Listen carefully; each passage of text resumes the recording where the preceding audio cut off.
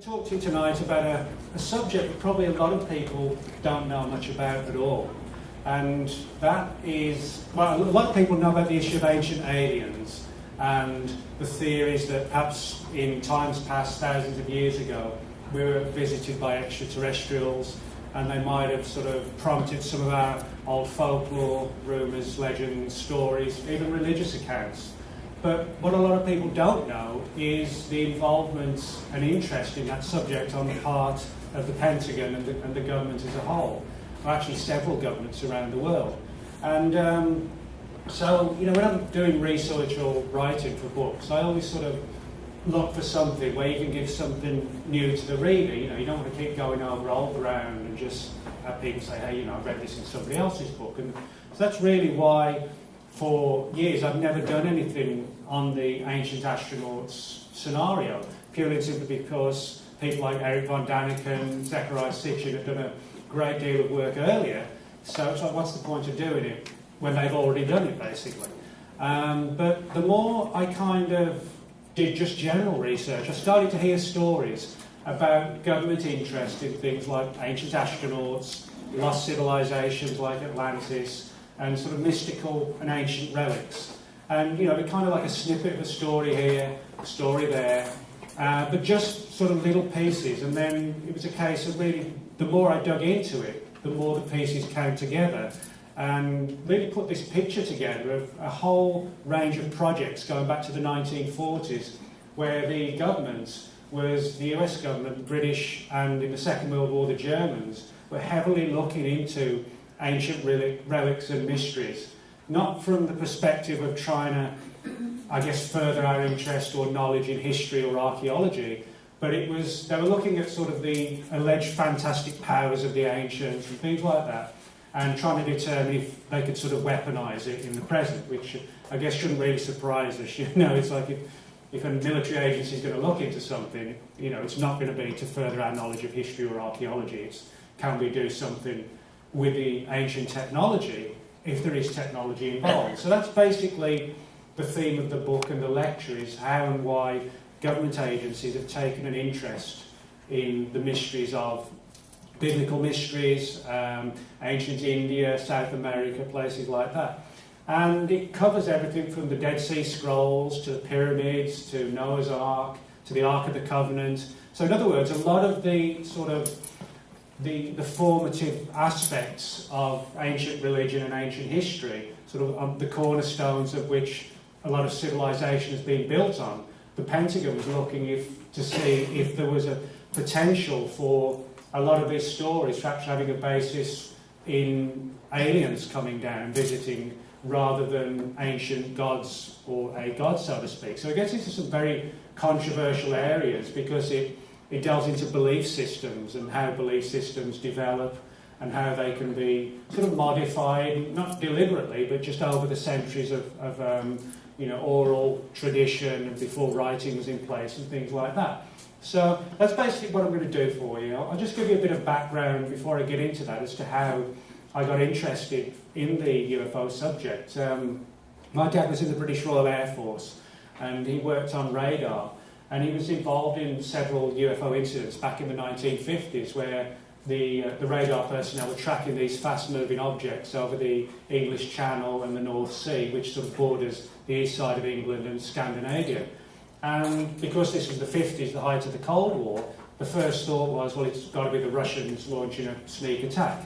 But when the radar people realised these objects were flying at fantastic speeds and heights, then it became pretty clear it was nothing to do with the Russians, and certainly nobody back in the early 50s was flying anything at that sort of potential speed and height and manoeuvres. So fighter planes were sent up from a nearby base, tried to intercept them, couldn't get close, but the pilots reported seeing, in some cases, just very, very bright lights that were flying, zipping around left and right.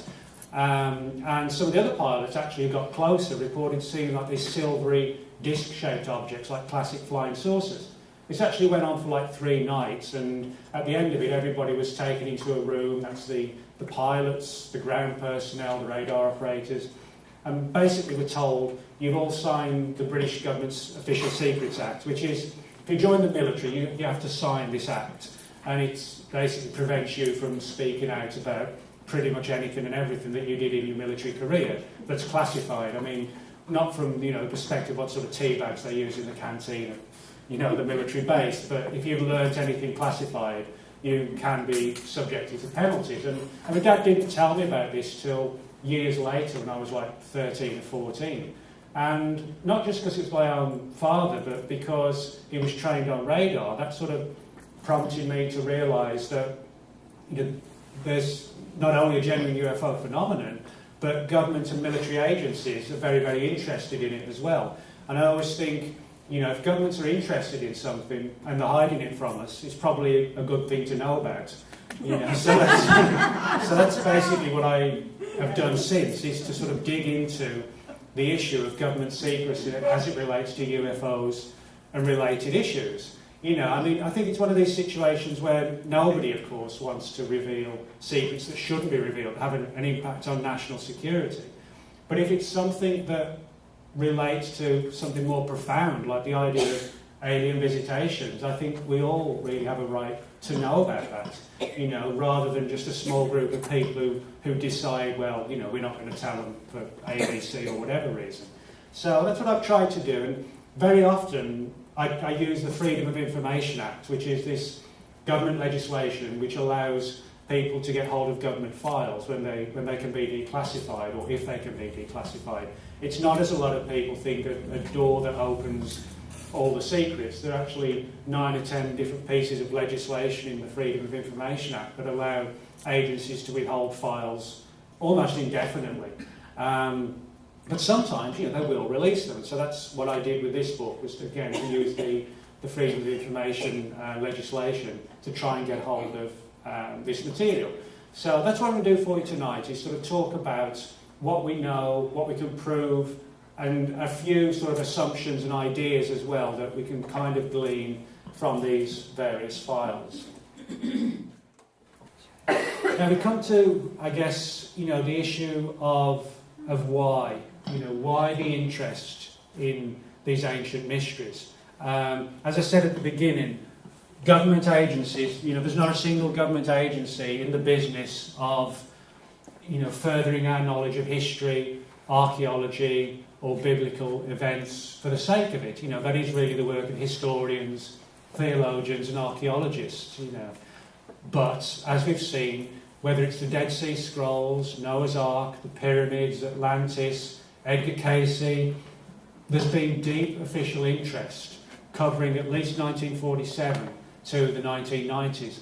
And the main reason why we're not able to go past the 90s so far is simply because the files aren't in the public domain yet. So the big question is, if it's not for archaeological reasons, historical reasons, or biblical reasons, what is the reason? That's a place called Silbury Hill in England, not too far from Stonehenge and the Avebury Circle. Again, sort of perceived as like an area of ancient worship.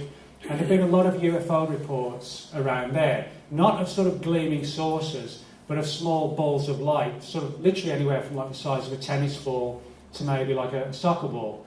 And the British Ministry of Defence a number of years ago actually launched an extensive project into these strange balls of light called Project Condign. And they concluded that some UFOs were like some sort of high intense energy, like a plasma, which could actually have an effect on the human mind and the audio-visual part of your brain. And they felt that this phenomenon, these balls of light, could literally, I won't say disable the human mind, but could confuse it and possibly even evoke visions, etc. And there's one interesting section in this report that talks about how the British Ministry of Defence was very interested in determining if this could be used as a weapon. If they could understand and harness these balls of light, these plasmas, and let them loose on the enemy on the battlefield, you wouldn't even necessarily have to fire a weapon. You would just have a bunch of guys crawling around on their hands and knees, with vertigo, dizziness, and not really knowing what was going on at all. So, and a lot of these sightings occurred around Silbury Hill and Stonehenge. So this seems again to be what we're seeing. We're seeing something that is basically a study of the past to try and determine if there were or are examples of fantastic technology that existed thousands of years ago, that maybe we today as a culture, although we're highly advanced in other ways, maybe we have lost or forgotten or have never even uncovered evidence of some sort of very, very ancient technology that ancient man knew of and was able to harness. Very, very different to, you know, electricity or the internet or car engines, but by the same token, very, very powerful, kind of like this sort of levitation angle. And it seems to be the case that this digging into the past was done to try and weaponise the present and the future. Now, of course, we have to remember that, you know, although we should give government credit for looking into this, sometimes, you know, people give them too much credit and thinking they have all the answers. I suspect that, you know, even for the government, when they're digging into mysteries that are 6, 7, 8,000 years old, even they are limited, you know, how far they can go in these investigations to where it becomes theory versus belief and opinion, to where, you know, you're not always able to prove something. So I suspect that what they were doing was putting feelers out there and then extensively digging into some of these cases to try and figure out, hey, you know, can we make a weapon out of levitation? And if we can, well, it seems like maybe the ancients had this technology. Well, let's look what they were doing, what they were talking about. Let's go back and look at the ancient manuscripts. And that seems to be the thrust of this whole issue. And I guess, you know, we shouldn't be surprised that, you know, fantastic technologies did exist in the past, that people would want to be able to harness them for today and tomorrow. So that's sort of the story of the pyramids of the Pentagon, which is sort of very weird, you know, thing that covers everything from the Dead Sea Scrolls right through to faking the Second Coming. You know, it sounds like the sort of stuff you couldn't actually make up. And you probably couldn't make it up, you know. It's one of those situations where I guess truth really is stranger than fiction. So when you use the Freedom of Information Act, you know, it's all legal and lawful. And you can only get what the government wants you to see. So in other words, from their perspective, there's no fear, because they're the ones who are protecting the data. You know, they're the ones hiding or holding the data. So if they don't want to release it, you're not going to be able to get it anyway. So it's not so much they stonewall you, it's just, you know, they can legitimately and legally say, well, there are references in the file to CIA agents who are still in our employ, and if we were to release these files, it would identify, you know, John Smith living wherever, which would, you know, can be passed on to terrorists or whatever, you know, and then etc., etc. So they do have a lot of legitimate reasons for withholding materials, but they're also, you have to wonder, you know, what's the justification in withholding files on the pyramids? You know, surely that's not going to have an effect on, from the 50s, you know, surely files on the pyramids from the 50s aren't going to have an effect on national security today, unless there's some ongoing project, you know, which isn't impossible. You know, I think there could still be ongoing things, if you like. So. Well, there's a lot of stories like that of, you know, sort of alien clandestine meetings with government people through the years, and, you know, some of them aren't, you know, don't look particularly friendly, you know, they look kind of strange. You know, it's difficult to, you know, how we can, you know, actually find the proof. That's the problem we're looking for, you know, is there's a lot of questions, you know, it's how we kind of resolve, you know, those questions and actually get the answers. Yeah, I think one of the reasons why a lot of this information is withheld is because government agencies know to an extent it's out of their hands, and whatever's going to happen will happen. And I think, you know, when it does happen, if something happens, then no government agency anywhere in the world will be able to hide it.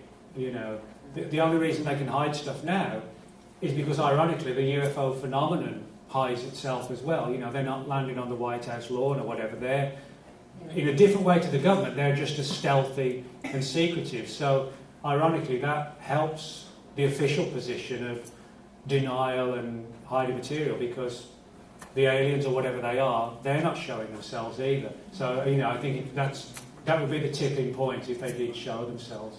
Well, the government's trying to keep us in fear. And was it Roosevelt that said the only thing we have to fear is fear itself?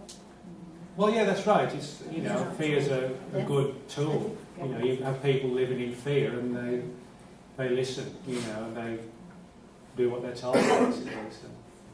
All right, well, thanks everybody, and thanks for listening, thanks for the questions.